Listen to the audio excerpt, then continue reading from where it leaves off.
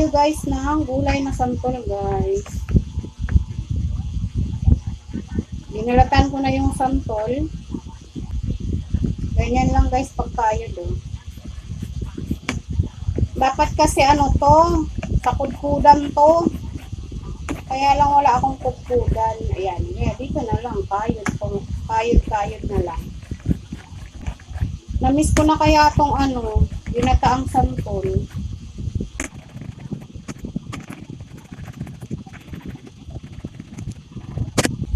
Ayan, tapos na natin siyang kayurin.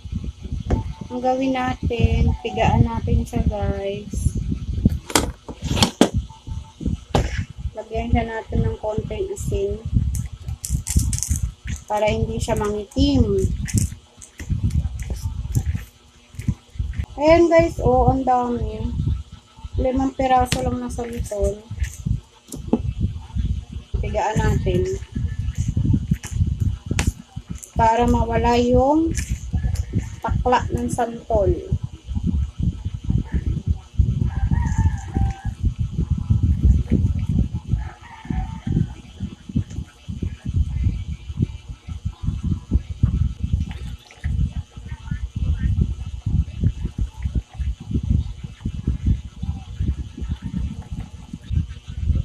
na yun guys, yung pinigaan natin na santol.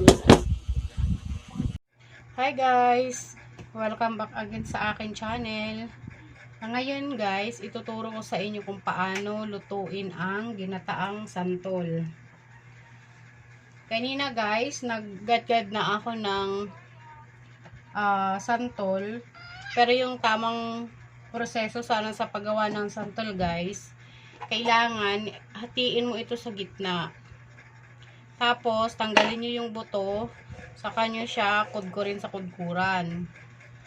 Dahil wala ako dito, ang ginawa ko, binalatan ko lang guys yung santol. Tapos, ginamitan ko siya ng gadgaran. Gadgaran guys ng cheese, ganon. Ito na yung result ng ginadgad ko guys na santol kanina. Pinigaan ko na rin siya para matanggal yung katas niya. Ito yung mga ihahalo natin sa kanya guys. Gagamitan ko siya guys ng tinapa. Pero depende rin sa inyo guys. Pwede rin yung giniling na baboy.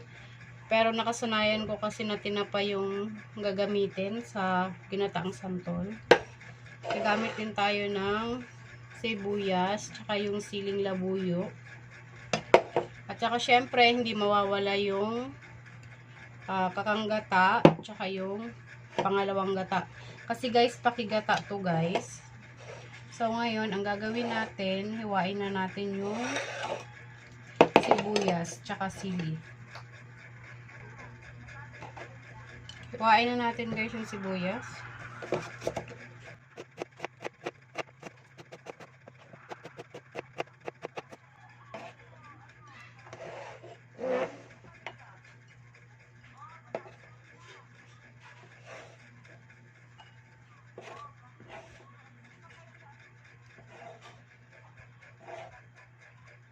Sunod natin guys, hiwain yung sili.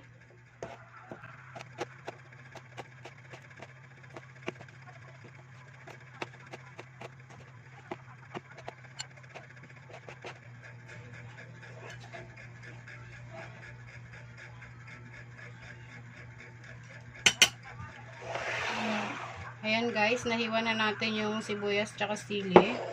Sunod natin gawin guys, himayin natin yung tinapa. Tanggalan natin siya ng tinik.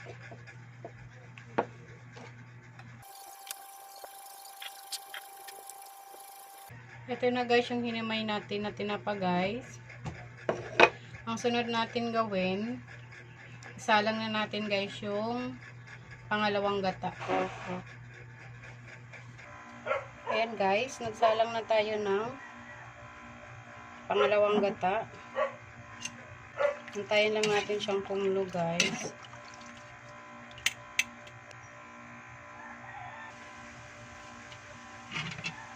Ngayon na guys, kulo na siya. Lagay na natin yung sibuyas.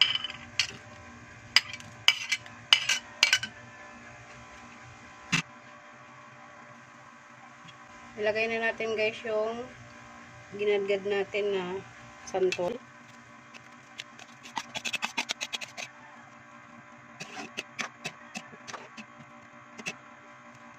Hintayin lang natin siya guys na maluto.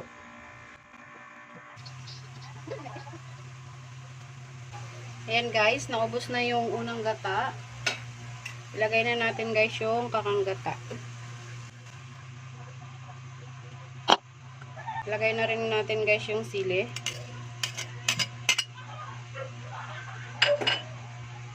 Hayaan lang natin siya guys na maluto uli.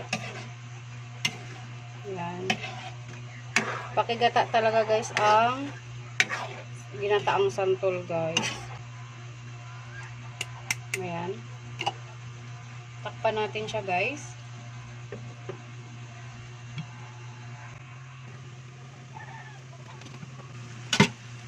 Lagay na natin guys yung tinapa.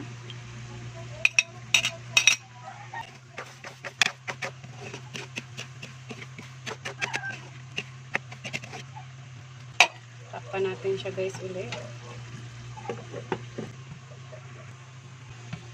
Sana natin guys.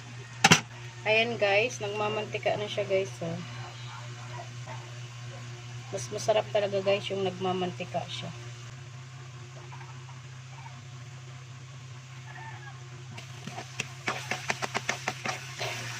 Ayan guys, nagmantika na siya talaga. Oh. Kaya yung mantika niya guys. Oh.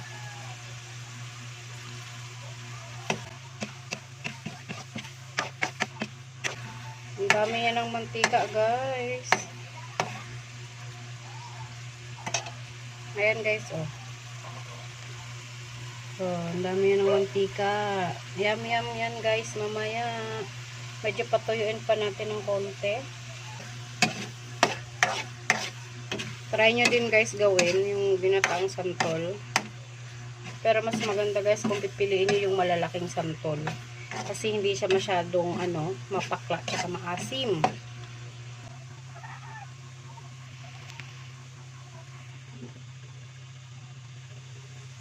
Ayan guys, pwede na to guys. Ayan, ang dami ng mantika guys.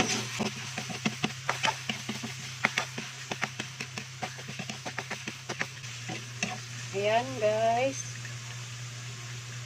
Tikman natin. Dami niya ng mantika guys. So, lumabas na. Tikman na natin kung okay na siya.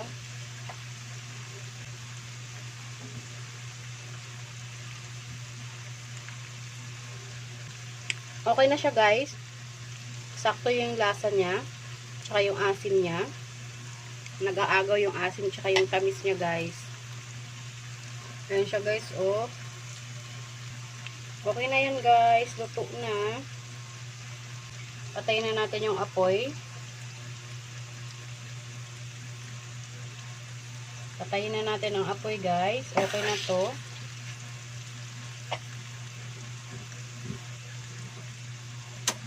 Yan.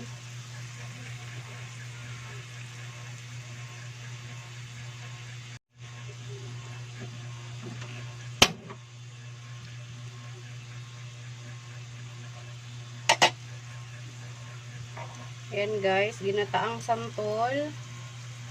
Nagmamantika na siya guys.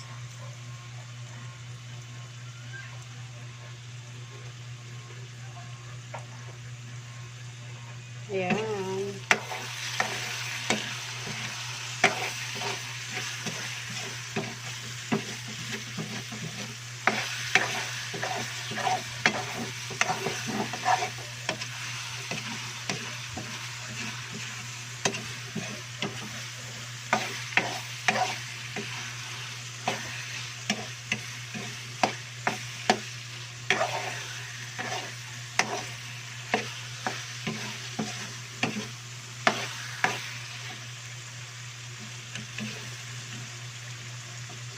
Ayan guys, oh, nagmantika na yung ginataang santol ko.